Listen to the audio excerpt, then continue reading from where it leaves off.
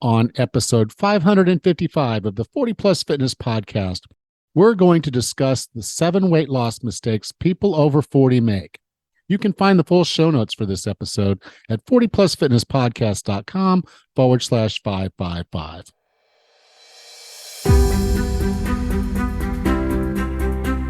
Have you decided you're ready to make a change? To reclaim your health and fitness? The 40 Plus Fitness Podcast is here for you. Each week, we dive deep into health and fitness topics that affect those of us over 40. I'm Alan Meisner. I'm an NSAM certified personal trainer with specializations in corrective exercise, behavior change, and fitness nutrition, a FAI certified functional aging specialist, and an OTA Level 2 online trainer. I'm joined each week by our co-host, Rachel Everett. She is an NASM certified personal trainer and a RRCA Level 1 run coach. Let us be your coaches as you find your way on your health and fitness journey, all right? Let's go. Getting older is more than just losing your hair or your skin getting thin and crepey.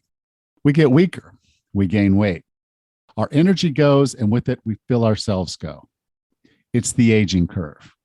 You look in the mirror or you see a reflection in a window and ask, who is that old dumpy?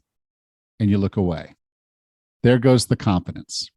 Aches and pains seem to pop up like dandelions in your yard. If having an active retirement was part of the plan, well, what if I told you that you make this decision each and every day? You decide whether you're going down a steeper aging curve or you're slowing it. I think you know that. I think you are trying, but there's just something missing. With over 6.5 years of training people over 40, people just like you, I've learned that there are a few key things that trip us up, and I've made sure to address all of them in my BFFT program.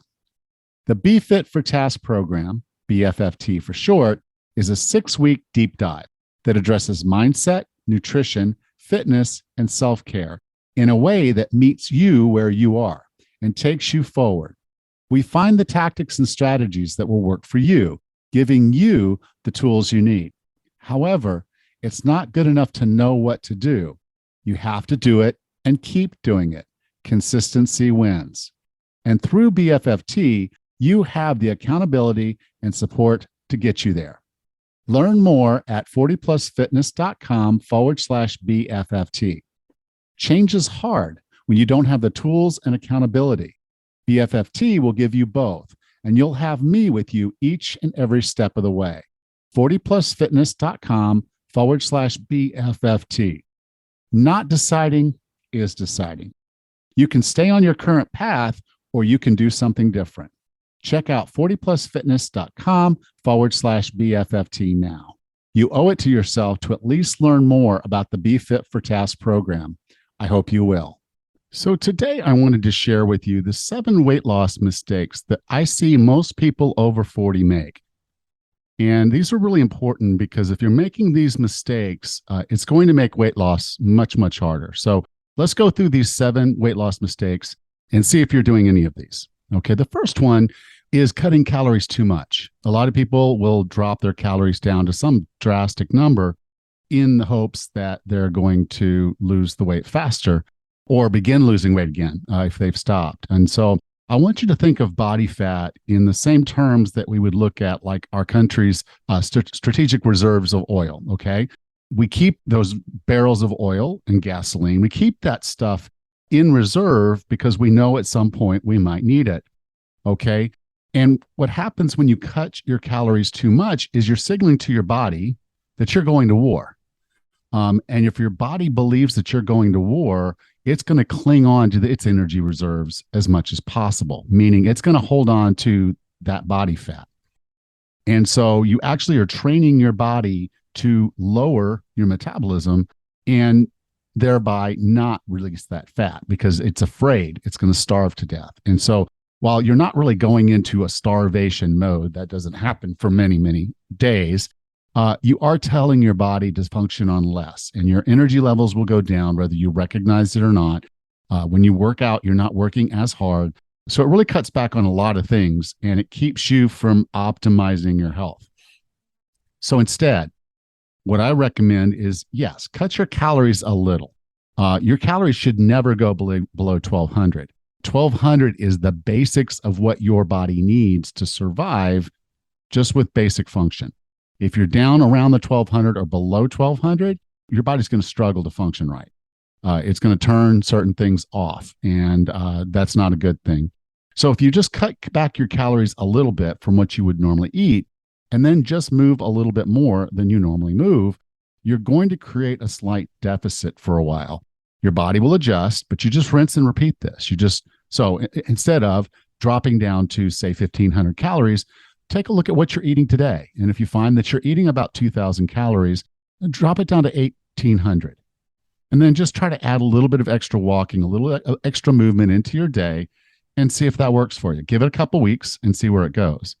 But, you have to make sure that you're not hungry, because if you let yourself get hungry all the time, you're going to fall out of it. This is not going to work, and it's not going to be sustainable in the long term. You're going to train your body to function on fewer calories, and then you're not going to want to eat fewer calories because you're going to be hungry, and that's going to create a problem for weight loss. The second mistake that I see people making is being a scale fanatic, okay? Your worth is not determined by the number on that bathroom scale. It just isn't. That's not who you are. And the scale is measuring more than just body fat. So even if the weight's going down, that is not a good thing all the time. You could be losing muscle. If the weight's going up, that could be a good thing because now you're rehydrated instead of being dehydrated. So the scale is not you, and it's measuring more than body fat. And then the other things that happen, you may step on the scale and weigh a pound more than you did yesterday. But I can tell you, I know you didn't eat enough food yesterday to gain a pound. That's 3,500 calories. And you didn't eat 3,500 calories. So if you let yourself believe that you're getting fatter, that's a huge mistake because it's not true. The other part of this truism stuff, when we're looking at this being a scale fanatic, is that it's never going to be a straight line. You're not going to consistently lose half a pound every day each week. It's just not going to happen. There's going to be spikes up and spikes down based on body water, hydration, and just, things are sticking around in your system. The poo, it's going through your system. If you didn't have your regular break, then maybe you have some of that in you. That's why you weigh slightly more or didn't lose weight. So it's not going to be a straight line. And so if you find when you step on the scale, that number is hurting your feelings or that number is how you are now going to live your day, you really need to change your relationship with your scale. I don't recommend people weighing themselves every day if they feel they have an unhealthy relationship with the scale. I encourage you to weigh yourself about every 4 days, maybe once a week. Give it a little bit of time so you're seeing a trend over a few days. And a week or 4 days, something like that, gives you enough time to make some course corrections. If you go through 2 weeks and what you're doing isn't working, then you might want to tweak it a little. Not a lot, but a little. So don't be a scale fanatic. The scale is not the number you're interested in. It's body fat. And if you want to lose body fat and you want to measure that, start measuring your body in the places where you carry body fat. And that's when you're going to see that you are actually getting smaller. Might not show up on the scale, but then you'll know. The third weight loss mistake that I see a lot of people making is they become cardio bunnies. They're cardio and more cardio. It happens every year in January. You go into any fitness place and you're going to see all these newbies that just joined the gym and they're all on the cardio equipment and that's all they're going to do. And then they're just going to do more of that and more of that until they finally fall out. You've probably heard the statement that abs are built in the kitchen, and that's the true fact. You're not going to lose weight just by doing cardio. I mean, I've seen people come to the gym and stick with it, and they're there 5 days a week on the cardio equipment, and over a year, you don't see any change in them at all. They're literally the same size as they were a year ago, and they're doing the cardio. So the cardio is not going to get you there. What you eat and how much you eat is what's going to move your weight. It's what's going to help you lose the weight and lose the body fat. So we want to eat whole food, and we want to make sure that we're getting adequate nutrition and we're eating just enough to stay healthy and lose some weight. Okay. So cardio is a tool. If you want to have more stamina, cardio is a great tool for that. And it can help you with your weight loss goals, but it is not the way to do it. And just doing ever more cardio is not the answer to weight loss. So, weight loss mistake number 4 is drinking your calories. Now, this could be juices, smoothies, protein drinks, alcohol. We drink a lot of calories, and some people don't even want to count those calories, but they can be quite significant. One of the problems that happens when you're drinking calories is, one, a lot of the things that we drink are calorie dense and not nutritionally dense. So alcohol is just empty calories. That's all it is. You might enjoy it, but it's not helping you lose weight. A lot of people will take these shakes as a way of losing weight, and they're meal replacement shakes. But again, they're not going to satiate you long enough for them to be effective over the long haul. And what's going to happen when you stop drinking those shakes, you're probably going to put the weight back on again, even if it did work for you. So avoid drinking your calories whenever you can. Eat whole food, chew it up, make sure your body's going through the digestion process, because there's an energy cost to digestion. And if we are drinking our calories, it's already digested, practically just goes straight into our system. And you want to slow the process down so you feel full longer and your body burns energy digesting the proteins and the fats and the fiber. You want that. You want that slow, steady burn of the calories over time, and not just the big hit dose of boom, here it is. Number 5, going it alone. Okay. Now, there are people that can. There have been people that do, but most don't. Okay. Now, that doesn't mean you're a bad person, and it doesn't mean that you lack what you need, willpower and motivation. But what you do is bring on a team. And when you have team members with you, it makes your success better. It makes it easier. It makes it sustainable. It makes it a part of you. So having a workout buddy or a walking friend, hiring a coach, having these team members, having these partners and coaches, they're all going to help you be more successful. They're going to help hold you accountable. And accountability is one of the most significant motivators out there. Some of us are self-motivated, and that's great. That intrinsic motivation is really, really good. But if you don't find yourself 100% intrinsically motivated to do your workouts every day, to do your movement every day, to do your eating the right way every time, then you're going to struggle. But having an accountability partner is really, really important. And a lot of programs, including my own, are built on the structure of accountability. Okay. The other thing that going it alone means is sometimes you just don't know what the next step is. I mean, you're on a diet, you're going to try this diet, but how do you transition off of that way of eating after you've lost the weight and not gain it all back again? So having someone there to provide a little bit of guidance and support can also be very, very important on your journey. Otherwise, you might find yourself chasing after all the snake oil salesmen that are trying to get you to do something else besides have a healthy diet. And that leads me to the next one. Weight loss mistake number 6 is using the easy button. Okay. There are pills, there are shakes, all kinds of things out there that are sold to help you lose weight, because it's a multi-billion-dollar industry to help you lose weight. The problem is that most of the time these things don't even work. And many times they're quite dangerous. There was a drug on the market called fenfluramine, phentermine. Okay, so they call it fen-phen. And basically fen-phen was a drug, and it was quite effective, but it was also quite effective at destroying people's hearts and their heart valves in particular. And the sad part of this was that there have been supplement companies selling weight loss supplements and putting some of these banned substances in their product so they would be effective. And so, when you start trying to go down this road of trying this pill or trying that thing, just buyer beware.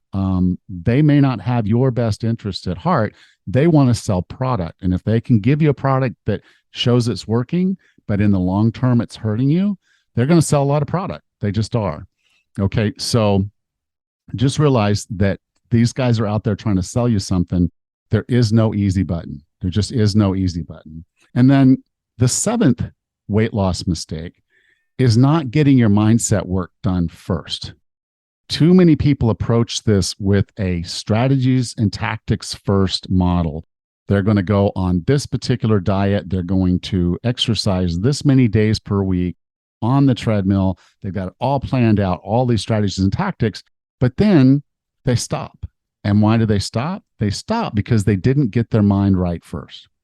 So you want to start your process by thinking about your why. Why do you want to lose this weight? If it's not important to you, not important enough, not emotionally important to you, then you're going to struggle. You just are. So getting your why together, being very, very specific about why this is important to you, to get off your medications, to be healthier for your children and grandchildren, to not be in a nursing home when you get older. Those are all very compelling whys that I and some of my clients use every single day to make sure that we stay on track. Okay. The other thing that mindset brings to the table is it helps you have the patience and for you to have the right pace in mind as you go forward, because too many people want to lose the weight fast. And fast is not good when it comes to weight loss. It's not sustainable, and it's not something that's going to stick long term.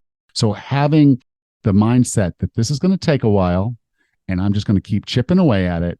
And this is the pace I'm going to be able to go because I've got all of these other things going on in my life, and I can't just diet and exercise all day long. You know, like the folks that are on the Biggest Loser program, that's all they do for the whole time they're in the camp is they just work out and they don't eat much.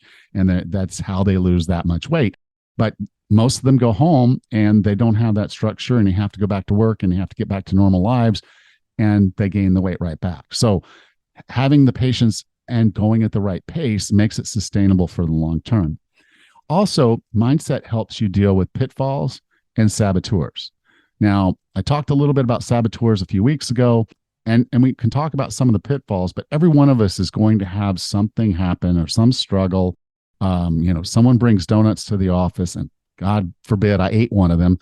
We're going to have those. Without the right mindset, a lot of people will go completely off the rails and say, hey, I blew it. I blew it with the donut, so I may as well go eat lunch with the group, and I may as well have a terrible dinner and some drinks tonight. They ruin the whole day instead of having one bad incident. So having the right mindset helps you maneuver and get where you need to be, even when you have a slip up. And then the other thing mindset gets you to do is it helps you keep the weight off, because now you're thinking in terms of developing a healthy lifestyle, and you're not thinking about a temporary diet. You're not thinking about this as I'm going to diet because my daughter's getting married in November and I want to weigh a certain weight and be a certain size by November. You're not thinking in those terms. You're thinking in terms of, okay, my daughter's getting married. Grandkids might be coming up within the next 3-5 years. I need to be fit to be the best grandfather I can be, right? I want to be able to spend time doing active things with them. And so that's my motivation. That's my why. That's my mindset. And that has to become a lifestyle and not a diet. I'm not going to diet for 3 to 5 years. I'm going to have a lifestyle for 3 to 5 years. It's going to help me ready. And that lifestyle is going to stick with me for the rest of my life. So the right mindset work done first is so important to this process. I put it number 7, but it's really in my mind, number 1. So to kind of summarize these a little bit, the 7 weight loss mistakes most people over 40 make: cutting calories too much. Number 2, being a scale fanatic. Number 3, cardio and more cardio. Number 4, drinking calories. Number 5, going it alone. Number 6, using the easy button. And number 7, not getting your mindset work done first. Now, in my opinion, and a lot of people believe this as well in this industry, a lot of them don't. They want to sell you something that's not going to help you. But I believe that a healthy lifestyle is what you should charge after, and that weight loss will end up being a side effect of doing the right things for your body. Movement, food, and stress are all information to your body. Your body is looking for information on how to operate for you. And if you're giving it the right food and you're moving the right ways and you're reducing your stress, the bad stress, your body's going to respond by making you healthier. And when it's healthier and it gets the information that this is going on good, you're getting a good communication in your body, then your body can sit there and say, it's probably okay for us to get rid of this strategic reserve body fat that we have here because we don't really seem to need it. There's plenty of food. I'm satiated most of the time. We're moving, we're active, and we're getting enough. We're getting the nutrition our body needs. It's going to let go of that body fat. It will. I want to finish with a quote by Michael Pollan. He wrote the book In Defense of Food.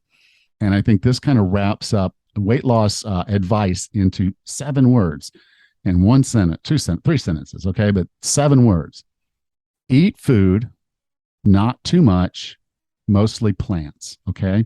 So if you start putting the right food in your body and the right amount of food in your body, and you're moving and you're managing stress, the weight will come off. So don't fall for one of these 7 mistakes. And if you are, it's time to make the change. So check us out. Come to 40plusfitness.com and see what's going on there. I have some challenges. I have my Be Fit for Task program.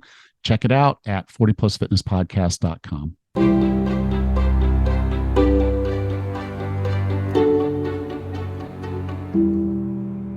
Hey, Alan, your 7 weight loss mistakes are really perfect. I think I've made every single one of them at some point or another. And we might as well start with number 1, cutting calories too much. I know that I have done that. Yeah, no one really knows how many calories your body needs. No. But we do know that there's a lower limit. We know there's just some point where your body is not getting the nutrition it needs to survive. Now, where is that line? Well, Ansel Keys did a study in 1944 called the starvation diet or starvation. They wanted to study starvation. They wanted men to lose 25% of their body weight. And so they cut their calories down to 1,570. And these men went nuts. They were doing self-inflicted injuries. They couldn't let them leave. They kept them locked up in the University of Michigan stadium. If they left, they had to go with a buddy, and they do the buddy system to make sure that neither one of them cheated. And they needed them to lose 25% of their body weight. It was insane. These guys went insane. And that's at 1570. Wow. For a normal person. And so the point being, though, is food today is very different. It's not just that you're not getting the energy that your body might need to function well. It's that you might not be getting the other nutrients that your body needs because you're just not eating enough food. And so, yes, you can cut your calories down and lose the weight very fast. But the problem is other systems, other things start to shut down.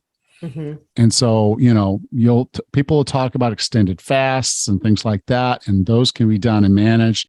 But almost every person that does an extended fast gains every one of those pounds back as soon as they stop the fast. So it's not an effective way to lose weight and keep weight off. The main point being is find the right level by experimenting, but don't just go on and say, well, this little formula says I should be eating this many calories. Therefore, they didn't calculate that formula for you. They calculated the formula based on average people with normal functioning, this and that, wanting to lose weight. And, there is no straight line to any of this. There is no formula. Your body will burn more calories one day than it does the next, and then more the day after. And there's no rhyme or reason exactly other than hormones and the types of foods that you ate and when you ate them and your activity level. All those different things play into this. So this is, this is like trying to use plus and minus to deal with calculus. And there's a lot more operators out there in calculus than just plus and minus. So you can't just go at this and say, I'm just going to do the calories in, calories out. It'll help you cut a little bit of body weight. It will. It'll work. It does work. The math makes sense in the short run. But if you're looking at making this sustainable and doing this over the long run, just cutting calories down to some very low number is not going to be sustainable. And unfortunately, as soon as you go back to eating the way that you ate, you're going to gain that weight back. Well, it's important to notice too. I mean, ages and ages ago, when I used one of those food diaries, those online apps that you can use nowadays, I plugged in, I wanted to lose 5 or 10 pounds, and it set me at a 1,200 calorie day for dieting. And at the time, I didn't know any different. Like, I didn't know that 1,200 calories was probably way too low. And I did my best to eat appropriately, but there's a lot of things wrong with this picture. It's just not enough calories. I was getting fatigued. I wasn't choosing the most nutrient dense foods. And like number 4 is drinking your calories. Those diet shakes that you can drink are low calorie and are supposed to be these meal replacement things, but those certainly aren't satiating. I mean, it's a snowball of mistakes that happened, and I really didn't get anywhere with it, to be honest. So yeah. Well, and here's the point where I can empirically show you that the math doesn't work, because that same company that puts out those same numbers, who won't be named here, there's value to what they do, but it's not as valuable as a lot of people think, is they will tell you had a great day if you eat like this every day for the next 6 weeks, you will be down to your goal. Okay. But you notice as you weigh yourself, you're not losing that weight the same every day, or even every week, or even every month. There's declining results. And so what's happening is you're breaking the formula. And unfortunately, once you break that formula, what are you going to recalculate the formula? Well, okay, again, now we're starting to get into calculus. Oh, geez. And, if you just try to cut your calories and that's all you're going to do, I can just tell you overall that doesn't work for 99% of the people. It might work for you, but that's only if you're going to be doing it very smart. Cut a little, move a little bit more. That might and can be sustainable. But if you're not giving your body the nutrition it needs, you are destroying your health. You are not helping yourself. Well, I think you just hit the nail on the head, is that you can't just cut calories. You can't just say, I'll eat less of a salad or less vegetables with dinner or less this or that. You really need to focus on what less nutrient foods you can cut out of your diet. Drinking less calories and pops or teas or extravagant coffees. Can you swap out a cereal, sugar-laden cereal or donut at breakfast for maybe some eggs instead? I mean, you really need to focus on the nutritional part of it and what nutrients your body needs versus the fun to eat stuff. Yeah. It's an easy place to cut. Yeah. And sometimes it's not about eating less. Right? It just isn't. It's about finding the right foods that your body needs so your body can actually feel cared for. If your body's in a mode where it feels like there's no food, because realize your internal organs, your body doesn't have eyes. When you stop feeding it food, the signal it gets is there's no food. That's the one signal, no food. She's not eating, there's no food. Okay. You stop moving, it's like, oh, we're in danger, we're hiding. Okay. All these signals are bad signals. Whereas if you're out and about doing things and you're eating good, nutritious food, the signals are all clear. We don't need to hunker down. We don't need to hold on to this extra body fat. We just don't. We're storing it because we're afraid of what might happen. That's the body's control and protection. So you start teaching your body, we're in a good place. I'm not stressed. I'm sleeping good. I'm getting movement and I'm eating well.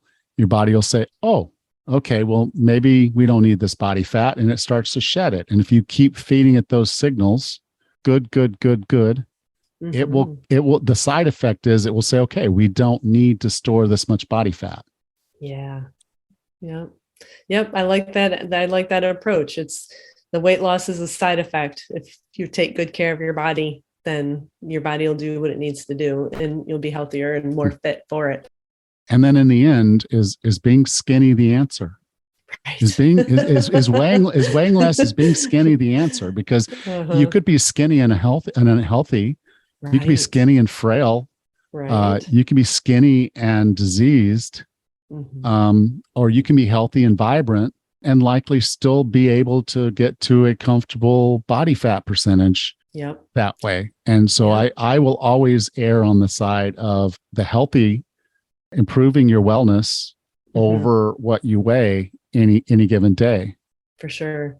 My goal is not to be skinny or to be focused on the number that's on that scale. My goal is to be healthy and fit and able to do the things that I want to do to live a happy life. So yeah, but the problem is, if I'd written the title, the 7 health mistakes people make over 40, no one would have paid any attention. But I put that word weight loss, and suddenly ding, ding, ding, everybody's clicking, everybody's there. That is so true. I mean, we've all been there though. Like I said, I gained a lot of weight with both of my pregnancies, and I spent a lot of time trying to lose it.